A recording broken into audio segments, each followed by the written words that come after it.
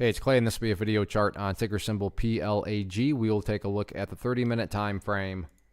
Real quick, what do I mean by 30-minute in case maybe you're new to charts? Instead of each one of these candlesticks here representing 1 day's worth of price action, which is what you would normally see, each one represents 30 minutes. So while this here may look like several days worth of time, it's actually today's price action broken down into 30-minute time slices. I like through this time frame that does a good job of telling the quote-unquote story of the price, and then makes mapping out where levels of support and resistance a bit easier to see. I don't mean to state the obvious, but I will anyways. Crazy movement today, not only from the price action perspective, but you look down here at the volume, and well above average volume on this one, so a lot of eyeballs on it. So let's map out some areas of support and resistance going into Friday. First level of support to keep an eye on, nothing very complicated behind it at all, other than the fact that the bleeding finally stopped today right there around $4.55. So $4.55 will be that first key level that you're going to want to see the price break, or I should more so stay up above.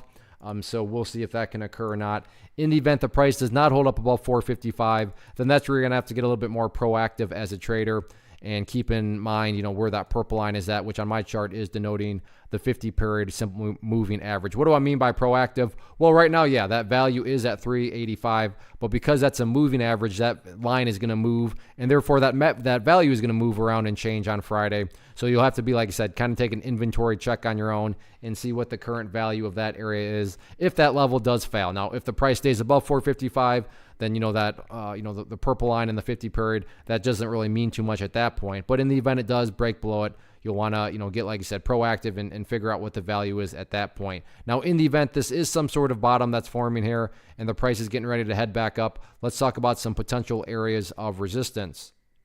First key area of resistance going to be right here at, let's see, what is that? $5.75. If the price can push up through $5.75, then the next level after that up here at these highs, which sit about $6.85. As of right now, though, talking about doing battle to 685 or 7 up there, getting way too far ahead of yourselves. The price first needs to prove itself in the near term. And how am I quantifying that phrase? Prove itself again. Not only getting up above 575, but then staying up above it. So we'll see what happens with it. Pretty big pullback, but the price does still have an opportunity to chip away and build an overall higher base. So we'll see if they can get that job done or not.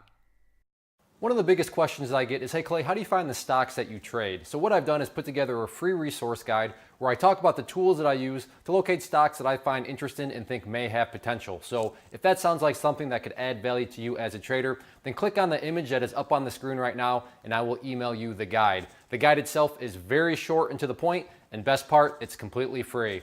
Thanks for watching the video. Let me know if you have any questions.